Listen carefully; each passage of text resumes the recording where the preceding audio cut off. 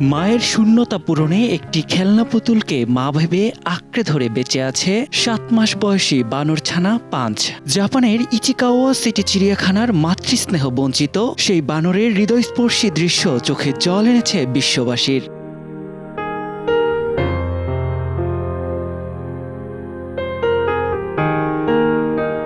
2025 সালের জুলাই মাসে জন্ম পাঞ্চের। জন্মের পরই বিচ্ছিন্ন হয়ে পড়ে মায়ের থেকে। পরিত্যক্ত ও অসহায় অবস্থায় উদ্ধারের পর চিড়িয়াখানার তত্ত্বাবধায়করাই শুরু করেন লালন পালন। কিছুদিন পর অন্যান্য বানরদের সঙ্গে পরিচয় করাতে একটি নির্দিষ্ট জায়গায় স্থানান্তরিত করা হয় তাকে। তবে নতুন পরিবেশে মানিয়ে নিতে বেশ লড়াই করছিল পাঞ্চ।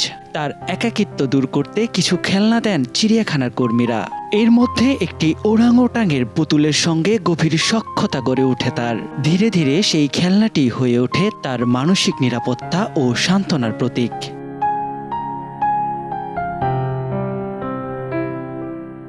ঘুমানোর সময় খেলনাটিকে শক্ত করে জড়িয়ে ধরে রাখে পাঞ্চ। অন্য বানরদের উপস্থিতিতে আতঙ্কিত হলে নিবিড়ভাবে আঁকড়ে ধরে পুতুলটিকে। মর্মস্পর্শী এই ঘটনা শুধু দর্শনার্থী নয়, সামাজিক মাধ্যমের সুবাদে ছুঁয়েছে সকলের হৃদয়। নেটিজেনদের অনেকেই পাঞ্চকে দেখছেন এক টুকরো উজ্জ্বল আনন্দ হিসেবে।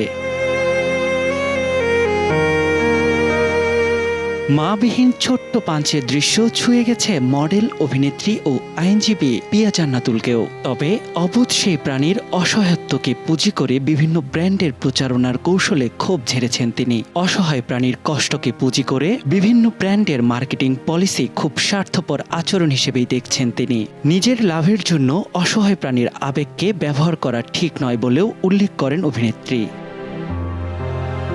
পবিত্র রমজানের মাহাত্ম্য তুলে ধরে পিয়া বলেন, রোজা রেখে বোঝা যায় ক্ষুধা কি জিনিস।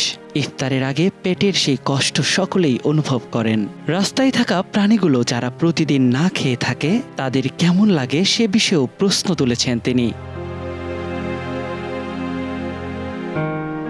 সবশেষে ভক্ত ও অনুসারীদের মানবিক হওয়ার অনুরোধ জানান পিয়া। তার ভাষ্যমতে, দয়া করে একটু মানবিক হই, সম্ভব হলে একটু খাবার দিই, একটু খেয়াল রাখি। রমজান আমাদের শুধু নিজের ইবাদত নয়, অসহায় প্রাণীদের প্রতি দায়িত্বও মনে করিয়ে দিক। নিয়াত শুভ, সময় সংবাদ।